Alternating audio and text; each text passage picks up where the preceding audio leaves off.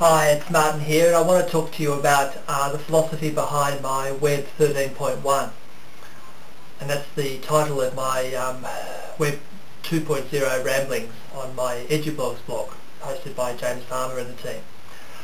My focus for 13.1 is based on the premise that there's just so much on the web. The knowledge management is just too big, and you can't do everything. So a number of years ago, with my normal running blog that I have, Clue Runs, I decided that, and my wiki, that to make a list of things that I find interesting and important and limit them to 13. So I went down the path of picking my favourite 13 movies, of which, The Godfather's #1, then The Big Chill.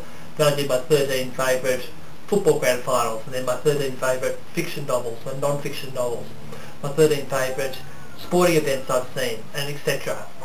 Then I thought, let's apply this to Web 2.0, because Web 2.0 is something that is just so big you can't keep on top of it.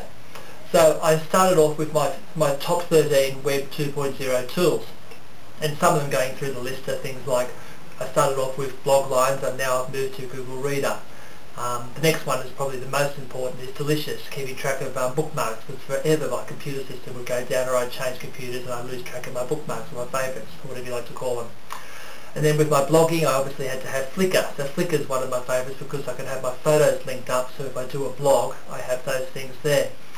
Following this, from a personal interest, I really like 43 Things, because you can have a list of different things that you have as goals and connect with other people that have similar goals.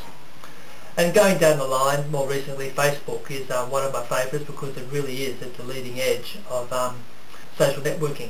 I'm surprised, because I looked at Ning, for example, earlier on, but it just didn't take off, though interestingly I've gone back to my Ning account and I can see it's developed a lot more quickly than it's developed more since I originally saw it a year or so ago. So that's the philosophy behind 13.0. It's a web page, blog, and what I do is, it's an ongoing program just to find the top 13 things that I like to use.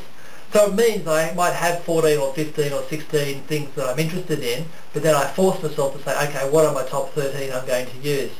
And it's been really worthwhile, because it's helped me when I'm teaching my geography, or when I'm just doing some work with students as an ICT integrator, to focus in and concentrate on what works.